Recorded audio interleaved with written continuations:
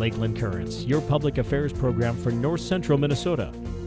Closed captioning is made possible by Bemidji Regional Airport, serving the region with daily flights to Minneapolis-St. Paul International Airport. More information available at bemidjiairport.org. Welcome to Lakeland Currents. I'm your host, Todd Haugen. Our guest for the show today is the president of Bemidji State University. His name is Dr. John Hoffman, and he was on Lakeland Currents shortly after he came to Bemidji last year and led off last season. And Dr. Hoffman, I want to say welcome back to Lakeland Currents. Todd, thanks for having me back. It's great to be here. It's always a great opportunity to be able to share our story at Bemidji State and at NTC, Bemidji's Tech College, with the community. So appreciate being here. Well, you've been in the community for about a year, a little over that now, actually. What are your impressions so far? What's your experience been like? Well, so my wife Joy and I, we love Bemidji. We just love it. I mean, it is quintessential Minnesota.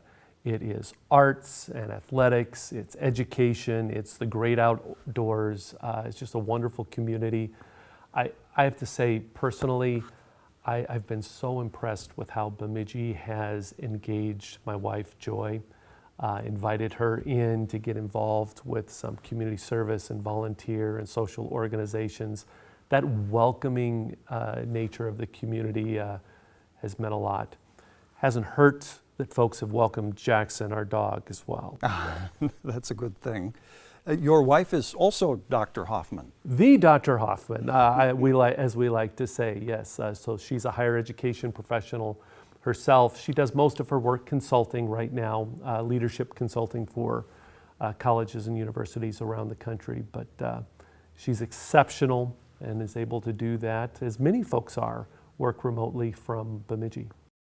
President Hoffman, as we talked before we went on the air with our show, I'm a BSU graduate, so I tend to focus a little bit on BSU, which I think is, of course, a great school.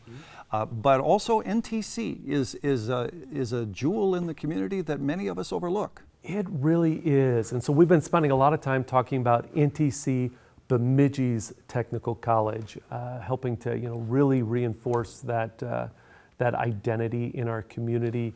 Programs, the nursing program this year, we had a wait list. So the first time that we can remember that happening. We've seen some great growth in some of our trades programs at the college. In fact, across all of Minnesota State's institutions, colleges and universities alike, NTC has had the largest year-over-year new student growth this year of any of those institutions, almost 35% increase. So great news for the college. Why is that? I'm going to give a lot of props to a couple new leaders at the college. Dr. Ketmani Quancho, she comes to us. She spent much of her youth down in the Twin Cities, went out and worked with the community colleges in California. She's come back as our executive vice president for NTC. She's hired Nicole Bieberdorf as our academic dean.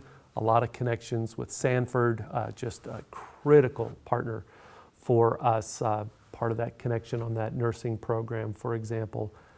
But I think together, they've just created a more welcoming environment for students as they are coming and visiting campus. You can see it with our faculty, some of the best around, really that hands-on learning that they engage in. I think folks are seeing the opportunities. Of course, within our trades, within nursing, I haven't met anybody in the community who says, oh yeah, I've got more workforce than I need. Right. So, that's a continuing issue, isn't it? It is. It really is. Well, there are bumps in the road that happen in higher education, it seems, and I'm sure it's not exclusive to Bemidji. But here locally at BSU and NTC this fall was the necessity for budget cuts. Why was that necessary, and what kind of condition are we in now? Yes, and so you're right. Across the entire country, state colleges and universities similar to ours have lost enrollment. At Bemidji State, for example, we've lost almost 30% in enrollment going back to 2018. There have been a number of factors that would contribute to that, but far and away the largest was the pandemic.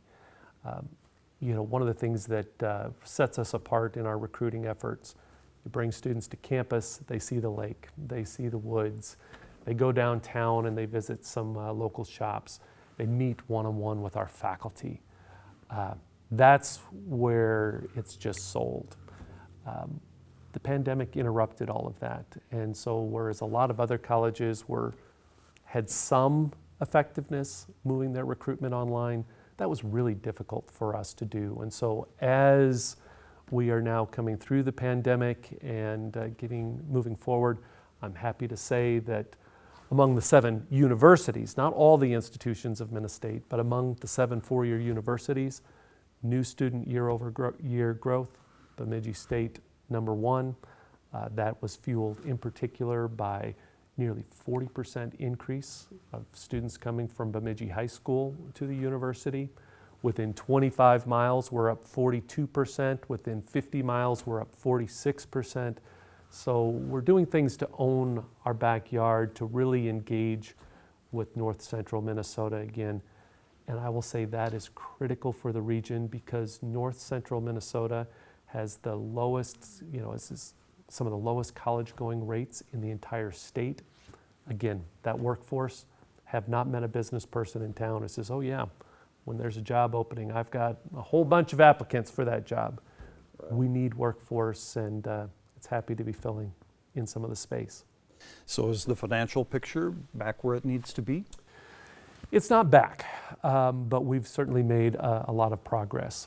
So I'd say that we've cut about $13 million from our expense side of things. And that's on a budget with about $57 million in revenue. It's a little higher than that this year with some one-time dollars from the state. We appreciate that. You might imagine a family that's bringing in $57,000 and all of a sudden having to cut $13,000 from the budget. That's a big change. So we can't do it overnight. We've cut about as deeply as I think we can at this point while still preserving the student experience. We're going to preserve just about all of our undergraduate majors. Some will be repackaged a little bit, but we're keeping that experience for our undergraduate students in place and building a foundation where we can grow as a campus. And I think that's because the long-term strategy is to address the budget on the revenue side by getting back to some of our historic enrollment numbers. How is state funding for the university? Well, I'm very grateful this year. We've had a historic increase in funding from the legislature this year. We've also had some historic, increases for our bargaining units in terms of compensation. So the good news, new dollars coming in from the state. More good news, we're able to pay our employees a competitive wage, and that is an important part that occurs through that bargaining process.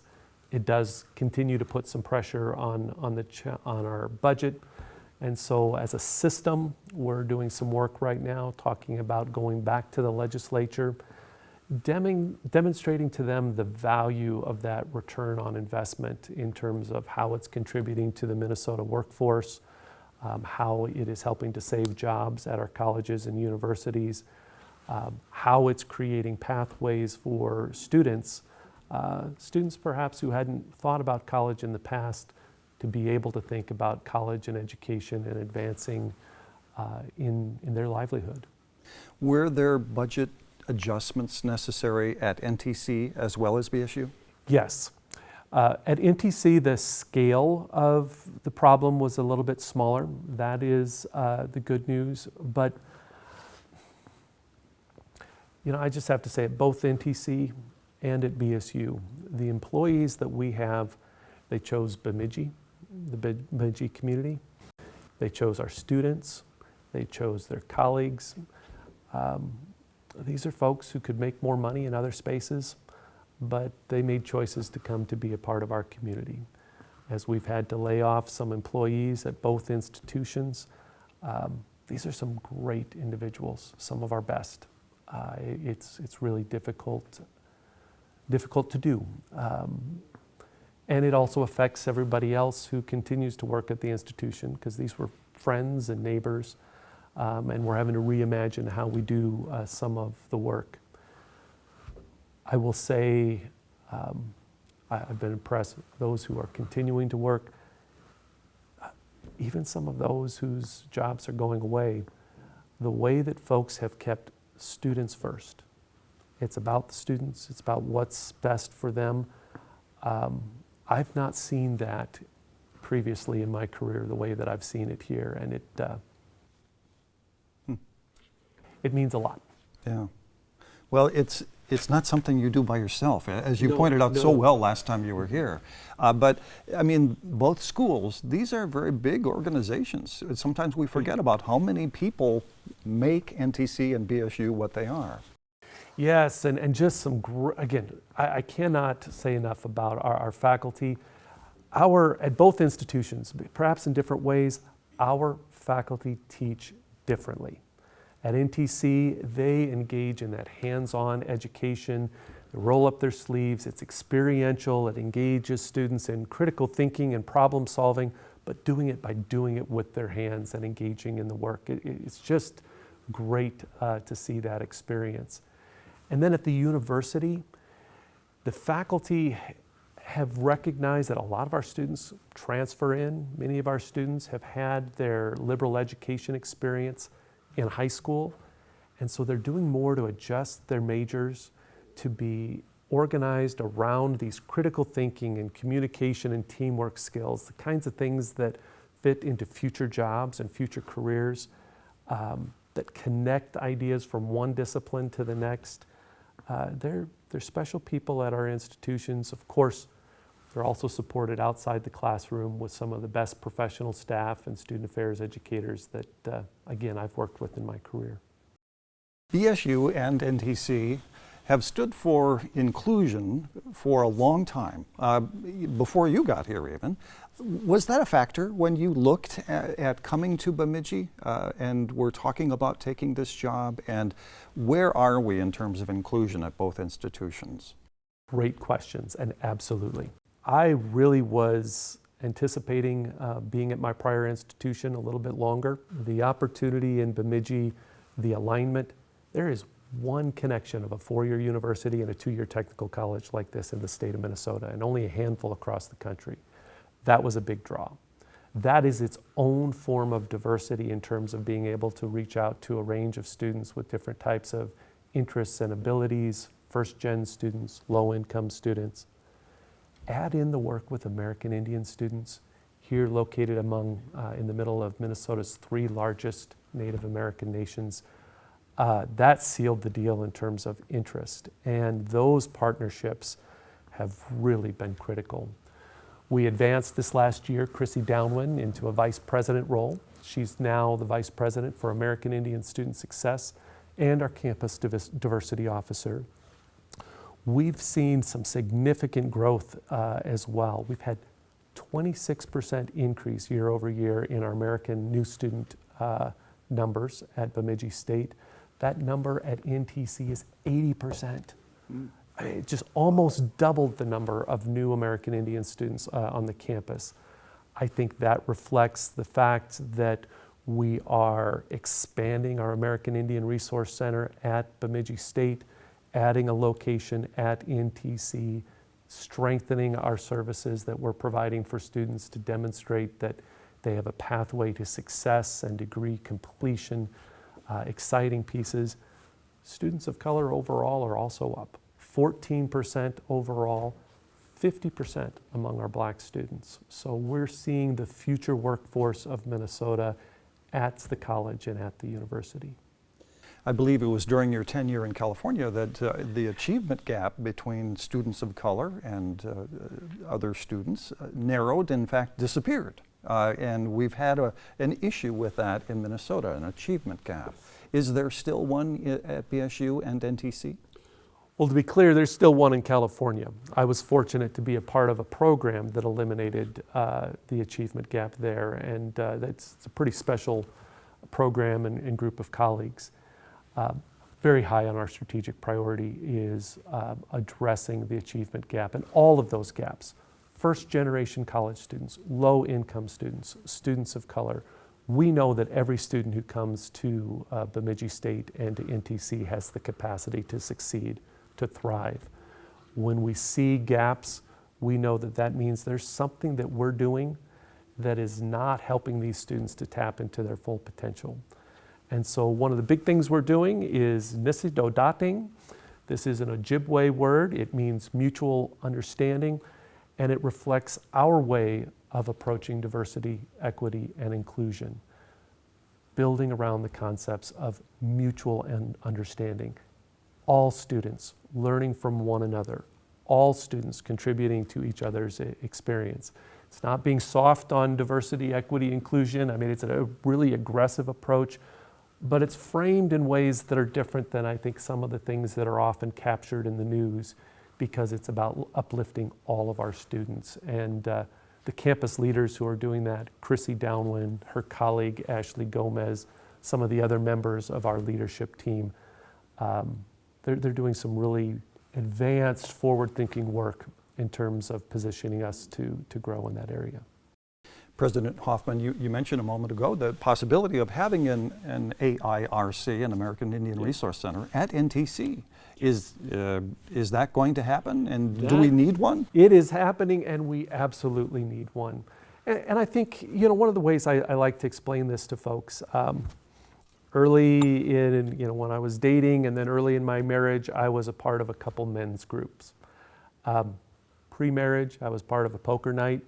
I don't know that men's group always did the best job of helping me to edify the women in my life. After early in my marriage, some involvement with a men's Bible study, a men's group, did a lot of good for me in helping me to edify my wife and other women in my life.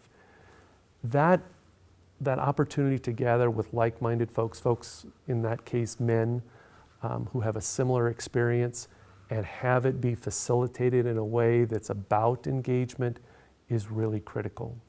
And so when you look at this nisidodating approach and the work of our American Indian Resource Center, yes, it's creating spaces for American Indian students to gather, to draw upon their culture, lift up their life experiences, their shared experiences, talk about how the ways that they have overcome challenges throughout their lives are going to help them to overcome challenges at the university, and it helps them to engage in programming with the rest of our students in that mutual understanding approach that just really defines how we do diversity, equity, and inclusion. It's exciting work that's happening at the university and the college. Is your vision for whatever might happen at NTC to have a separate building for it, or could it be within the main building? I don't know that we see a new building in the near future. If you know someone who's interested in making that type of investment, let's talk. We're setting up a space within NTC on campus so that there is a dedicated space for the students right there in our main facility.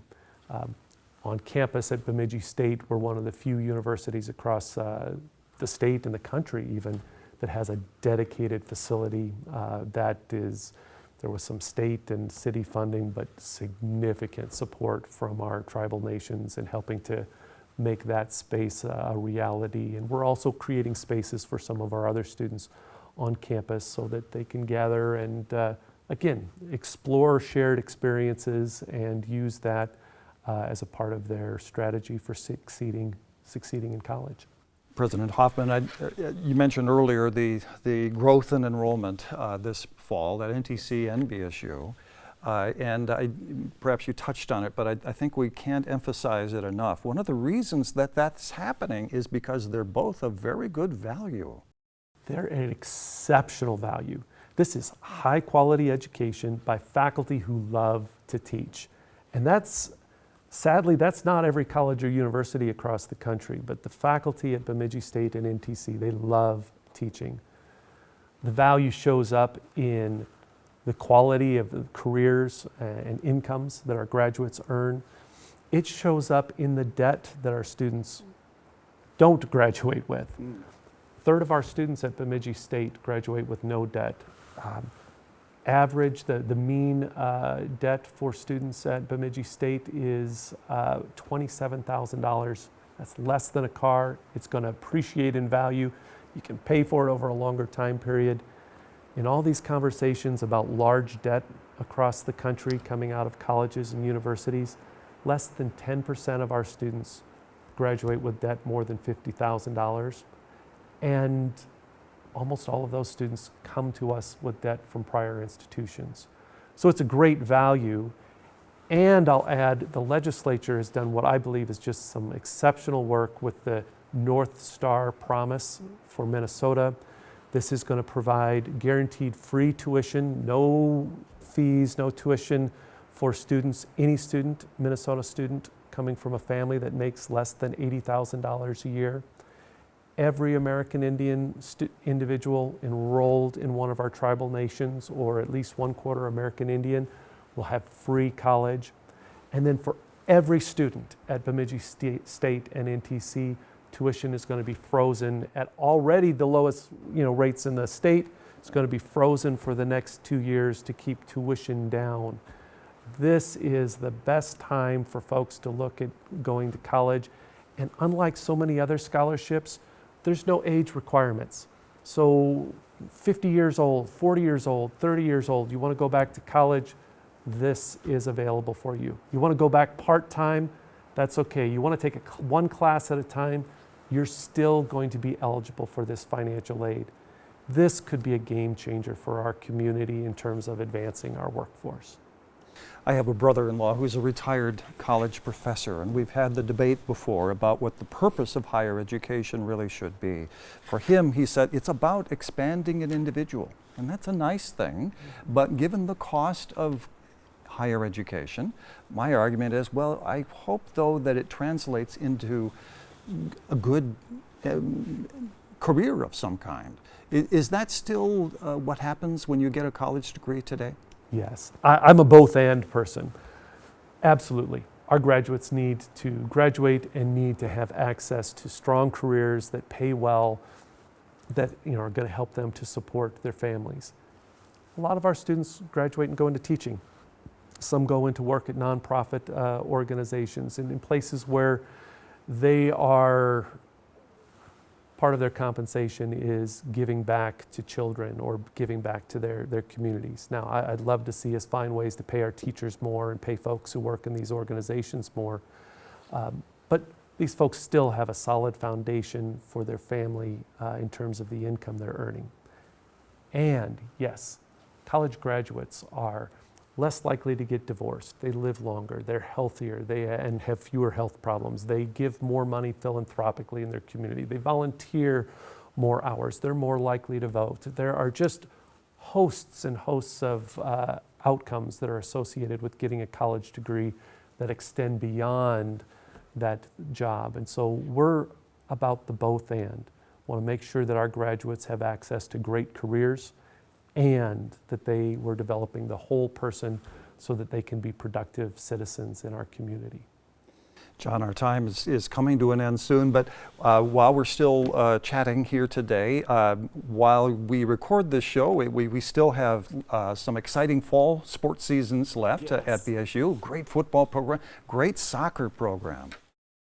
We've got our athletic programs, and I don't want to leave out the arts either. Right. Our athletic programs are just, there's some great things happening. Nationally ranked football and women's soccer teams. We brought back Community Appreciation Night to engage with the community, and for our homecoming, a while back here, we sold out the Chet Stadium. 3,000 tickets sold, packed that space. It was a heartbreaking loss, but what amazing energy that occurred there. Volleyball team is doing better. We're getting ready for basketball. We had the kickoff with our icebreaker tournament for hockey.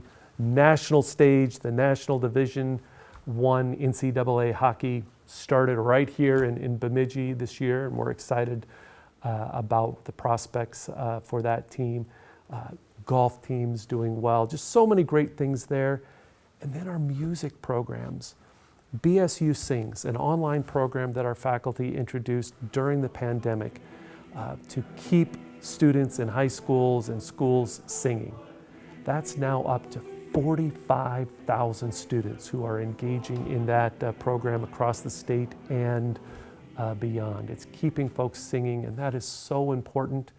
At Bemidji State, If a student takes just 2 music classes, even if they major somewhere else, but they're involved in 2 music classes along the way, they're 50% more likely to graduate. There's just important outcomes that are associated with athletics, with music and the arts. Oh, and it's Minnesota. Can't leave out the outdoors. The great outdoor education programs we have. We've had to make some difficult cuts in that area, but we also have some plans about how we're going to grow and continuing to keep our students engaged with the outdoors. Exciting times for our students. President Hoffman, what's the best way to find out more about NTC and Bemidji State University? Well, of course, it's our website. Bemidji State is pretty easy, bemidjistate.edu. For those of you who are looking at 2 years, that nursing program, the trades, it's ntcmn.edu. Those are great places to find out about us. But of course, like I said early on, come visit our campus. Come walk across the campus, get the feel of the classrooms, talk to our faculty, talk to some other students. It's that college life and experience that helps to make Bemidji State and NTC really special places. And really, it's this time of year that people are working on making those decisions for next fall. Many are. Many will make their decisions yet in the spring, but I know a lot of folks are making their decisions right now. And like I said, with affordability, the investment from the state here in the next couple years, it is a great time to look at advancing your education, advancing your career. Can students usually, quickly, access the housing at BSU? Is there usually room? We have plenty housing at Bemidji State. First-year students stay on campus unless they are living at home in the community. Many students then in their second years move into apartments, opportunities to start learning to live on their own. But we're also extending some of our family housing options for students because we know that housing, as well as the cost of higher education, can be a barrier for some. And so as we're creating more family housing options when one of the members of the family is going to college, we believe that's going to extend access as well in our community. President Hoffman, thank you for joining us for Lakeland Currents. Oh, it's an honor and a joy. Thank you so much. I'm Todd Haugen. Thank you for watching Lakeland Currents, and hopefully we'll see you next time.